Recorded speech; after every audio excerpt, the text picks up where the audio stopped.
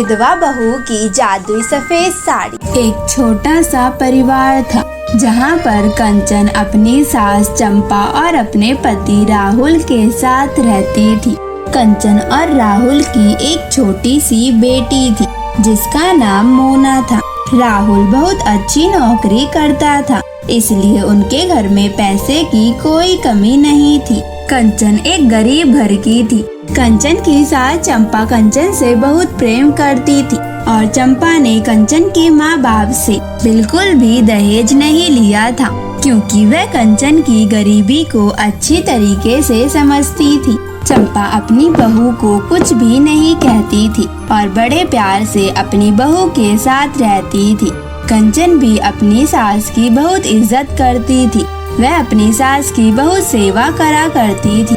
ऐसे ही दिन बीत रहे थे। एक दिन मोना का बर्थडे आने वाला होता है तो वह अपने पिता राहुल से कहती है, पिताजी कल मेरा बर्थडे है तो आप मुझे क्या दिलाएंगे?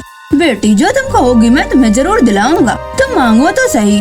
मैंने तुम्हें किसी चीज के लिए आज तक मना किया है क्या, जो मैं तुम्हारे बर्थडे के लिए सामान ना दिलाऊं? आखिर तुम्हारा बर्थडे जो है तो मैं तुम्हें क्यों नहीं दिलाऊंगा? उसी समय चंपा कहती है, हाँ मेरी पोती की सभी इच्छाएं पूरी हो जानी चाहिए। जो भी उसका मन है उसे दिला देना, नहीं तो मुझसे बुरा इस घर में कोई नहीं होगा। आखिर मेरी एक ही तो पोती है, अगर तुम उसकी इच्छा पूरी नहीं कर सकते हो तो मुझे बताओ, मैं उसकी इच्छा जरूर पूरी कर दूंगी, है ना मोना? हाँ दादी आप सही कह रही हैं। साल में एक बार तो मेरा बर्थडे आता है और उसमें भी पिताजी कहते हैं मैं दिला दूंगा, और कहीं भूल गए तो इसीलिए कल ही आप मुझे मेरे बर्थडे का गिफ्ट दिलाएंगे। मैं भी आपके साथ चलूंगी। इसी तरह अगले दिन मोना का जन्मदिन होता है और वह अपने पिताजी से कहती है, चलिए पापा आज मेरा जन्मदिन है तो चलो मेरा गिफ्ट लेने, और माँ आप भी मेरे साथ चलो, हम तीनों साथ में चलेंगे, और हाँ दादी आप भी चलो।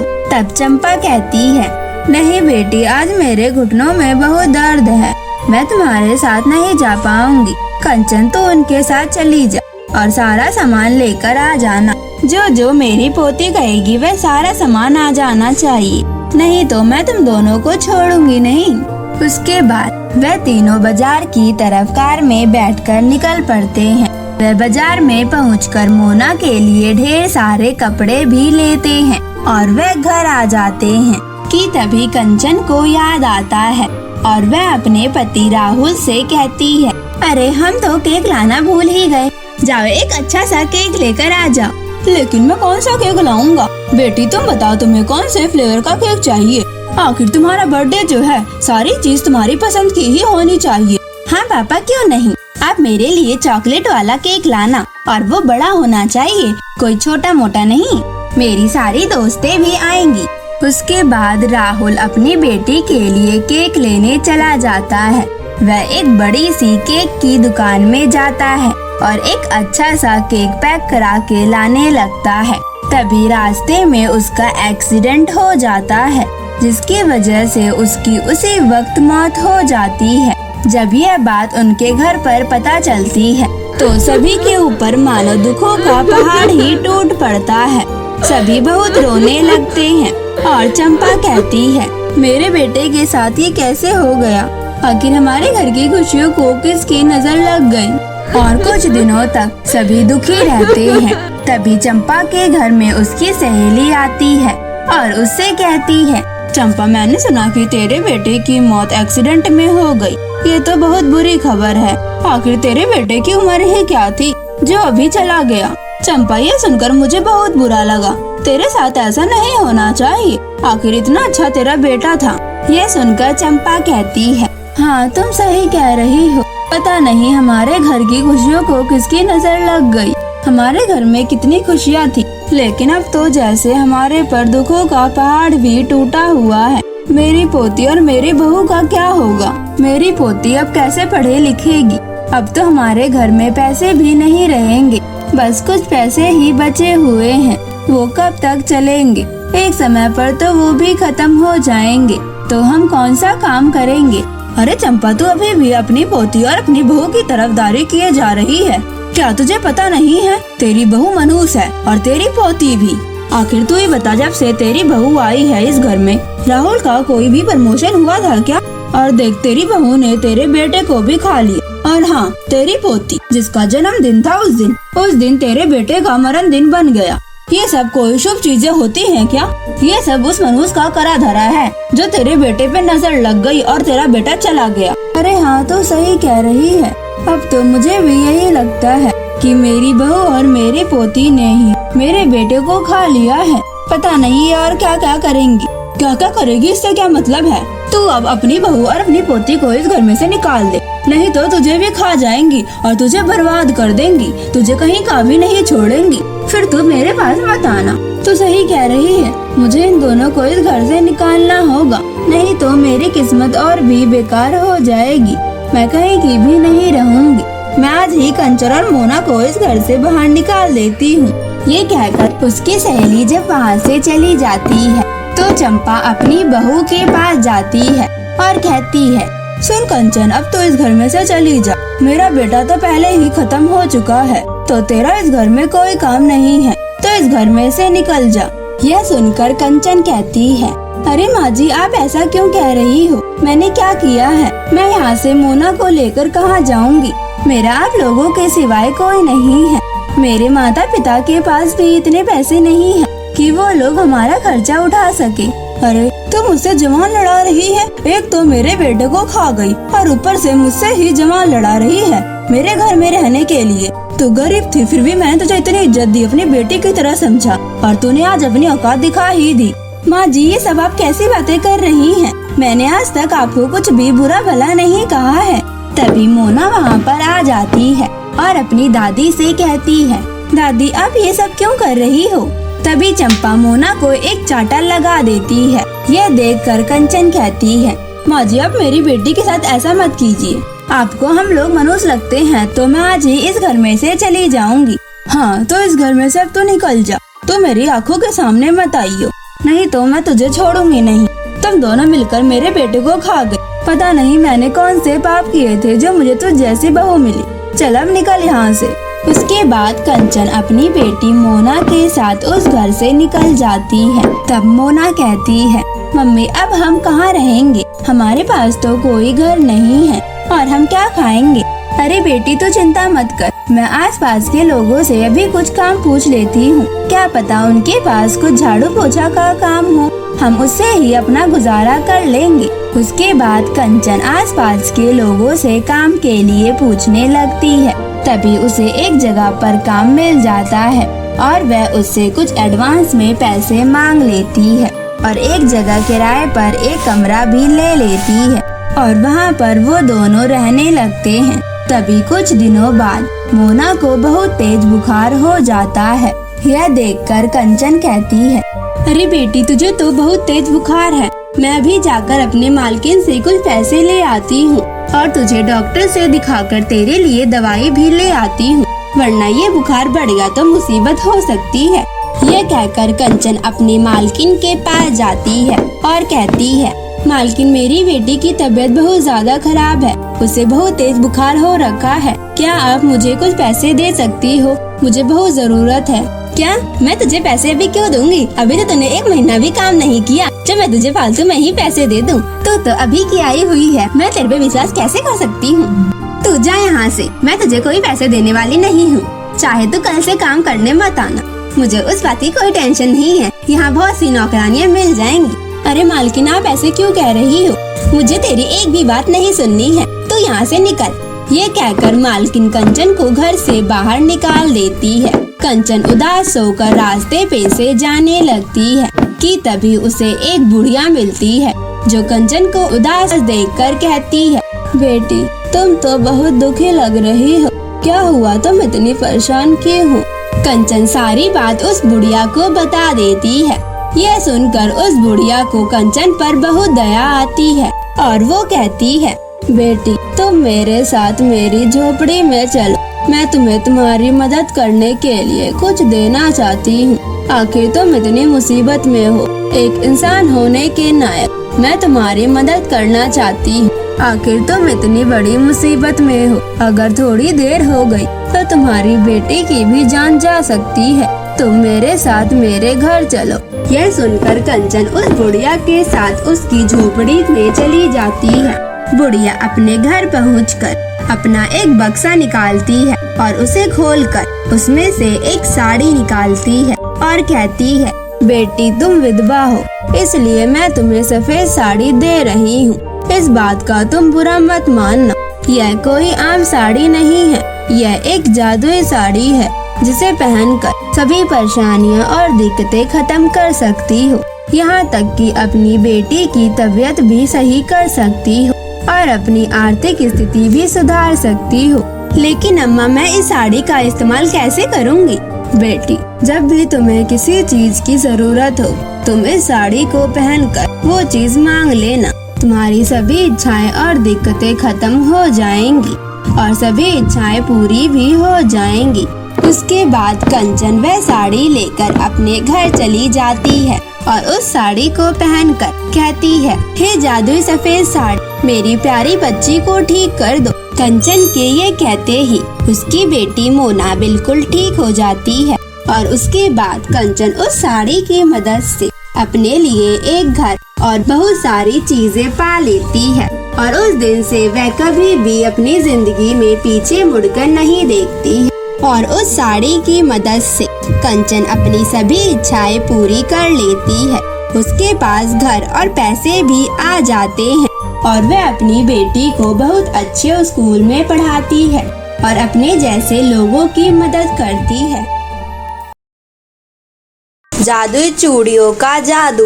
एक समय की बात है, परियों का देश था जहाँ पर बहुत सारी परियां रहती थी, लेकिन किसी भी परी के पास जादुई शक्तियाँ नहीं थी।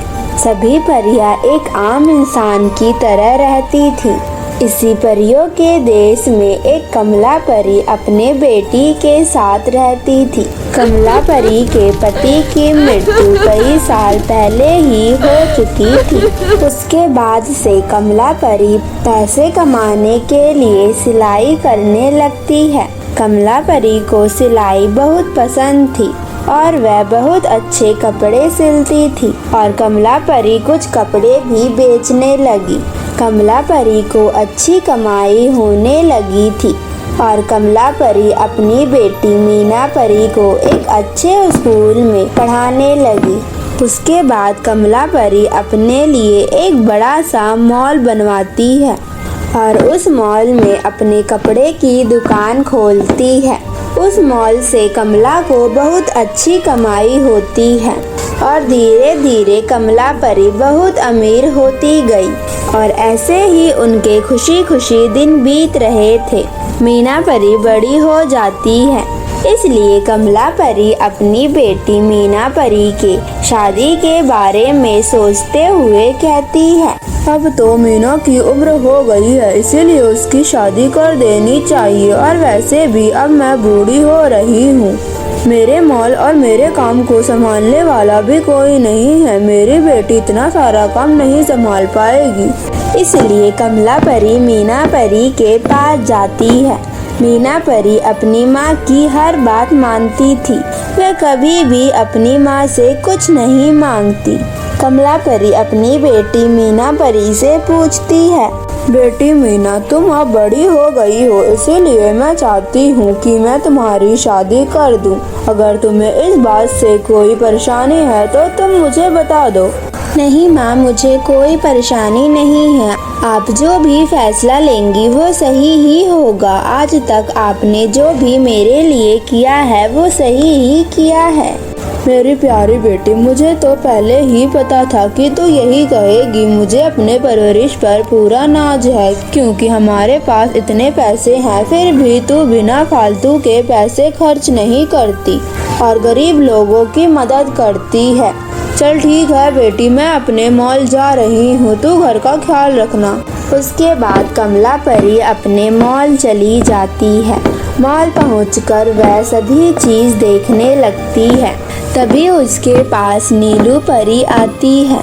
नीलू परी जो कि कमला परी के मॉल में काम करती है। नीलू परी कमला परी से कहती है, मालकिन, मेरे घर में मेरे बच्चों की तबीयत खराब हो गई है। इसीलिए मुझे आपसे कुछ पैसे चाहिए ताकि मैं अपने बच्चों का इलाज करा सकूं। मालकिन प्लीज मना मत करना, मैं फालतू काम भी कर लूंगी। तभी कमला परी कहती है, अरे तुम इतनी ज्यादा चिंता क्यों कर रही हो, मैं तुम्हें अभी पैसे देती हूँ। फिर कमला परी नीलू परी को पैसे देती है और नीलू परी से कहती है, नीलू परी तुम्हें कोई जरूरत नहीं है फालतू काम करने के लिए, और तुम्हारे बच्चों की तबीयत खराब है, जाओ और घर जाकर अपने बच्चों की देखभाल करो, कुछ दिन तक घर पर ही रहना। ठीक है मालकिन, आप बहुत दयालु हैं, आपका बहुत बहुत धन्यवाद, आपका यह एहसान मैं कभी भी नहीं भूलूंगी। फिर नीलू परी वह पैसे लेकर घर चली जाती है। कमला परी एक बहुत अच्छी परी थी जो कि सबकी मदद करती थी और उसके बाद कमला परी अपना काम करने लगती है। दूसरी तरफ मीना को एक दुकान पे सोने की चूड़ियाँ पसंद आ जाती है, पर वह बहुत ही महंगी होती हैं। मीना परी इतना महंगा सामान कभी भी अपनी माँ से बिना पूछे नहीं लेती थी, इसलिए वह चूड़ी वह नहीं लेती है और वह घर आ जाती है। शाम होते ही कमला परी भी अपने घर आती है। माँ, मैंने एक दुकान पर सोने की चूड़ियाँ देखी, मुझे वह चूड़ियाँ बहुत पसंद आई, क्या आप मुझे वह चूड़ियाँ दिलाएंगी? तब कमला परी कहती है, हाँ क्यों नहीं, मैं तुझे वह सोने की चूड़ियाँ जरूर दिलाऊंगी, तूने मुझसे पहली बार तो कुछ मांगा है। तभी कमला परी को एक फोन आता है जिसे सुनकर वह हैरान हो जाती है। कमला परी को हैरान देखकर मीना परी पूछती है, माँ क्या हुआ, आप इतनी परेशान क्यों हो गई? तभी कमला परी अपनी बेटी को बताती है, बेटी हमारे मॉल में आग लग गई है और वहाँ पर सब कुछ जल के राख हो चुका है और हम लोग सड़क पर आ चुके हैं।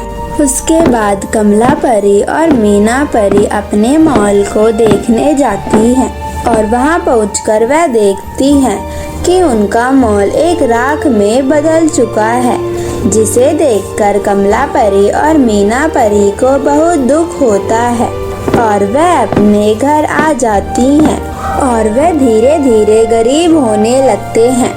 उनके पास जो भी पैसे थे वह खर्च होने लगते हैं और वह पहले की तरह हो जाते हैं। और एक दिन कमला परी को मीना परी की बात याद आती है और वह सोचते हुए कहती है, मेरी बेटी ने पहली बार मुझसे कुछ मांगा था और वो भी मैं नहीं दिला पाई, लेकिन मैं उसे जरूर दिलाऊंगी।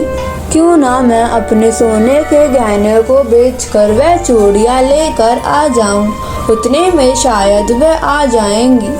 फिर कमला परी अपने सोने के गहनों को लेकर उस दुकान पर जाती है और अपने गहनों को बेचकर वह सोने की चूड़ियों को ले लेती है। उन्हें लेकर वह अपने घर आती है और मीना परी को दिखाती है। उन चूड़ियों को देखकर मीना परी बहुत खुश होती है, लेकिन वह अपनी माँ से पूछती है, माँ आप ये चूड़ियाँ कैसे लाई, आपके पास तो पैसे ही नहीं थे, तो आप कैसे लाए? बेटी तूने मुझसे पहली बार कुछ मांगा था और मैं तुझे ना लाकर दूँ, ये तो हो ही नहीं सकता। पर माँ हमारे पास तो खाने के भी पैसे नहीं हैं, तो आप इसे क्यों लाई, आप इन्हें वापस करके आ जाओ। बेटी अब मैं इन्हें लेकर आ गई हूँ, अब मैं इन्हें वापस नहीं करूँगी, तू इन्हें पहन ले। उसके बाद कमला परी यह कहकर वहाँ से चली जाती है। मीना परी वह चूड़ियाँ अपने बिस्तर पर रख कर काम करने चली जाती है। उसके बाद जब वह अपने कमरे में आती है तो वह देखती है वह चूड़ियाँ वहाँ पर नहीं है, बल्कि वह हवा में तैर रही होती हैं। मीना परी यह देखकर डर जाती है। तब वह चूड़ी बोलती है, तुम मुझसे डरो मत, मैं एक जादुई चूड़ी हूँ। मुझे और मेरे और साथी चूड़ियों को एक चोर ने चुरा कर हमें बेच दिया था। तब से हम उस दुकान में कैद थे। आज तुम्हारी माँ ने मुझे खरीद कर मुझे आज़ाद कर दिया है। अब तुम मुझे और मेरे बाकी साथियों को आज़ाद कराने दो। उसके बाद तुम्हें जो चाहिए होगा मैं तुम्हें दूंगी। तभी मीना परी बोली, मुझे कुछ नहीं चाहिए। तभी चूड़ी बोली, पर मैं तुम्हें कुछ देना चाहती हूँ। ऐसा कहकर जादुई चूड़ी ने वहाँ अपने जादू से सोने की बहुत सारी चूड़ियाँ ला दी और वह जादू चूड़ी वहाँ से चली गई। मीना परी बहुत खुश थी कि अब वह वापस से सब पहले जैसा कर सकती थी। उन चूड़ियों की मदद से वह अब उन चूड़ियों को बेचकर एक मॉल खरीदती है और अपनी माँ को दिखाती है, जिसके बाद उसकी माँ यह देखकर बहुत खुश हो जाती है और सब कुछ पहले जैसा हो जाता है।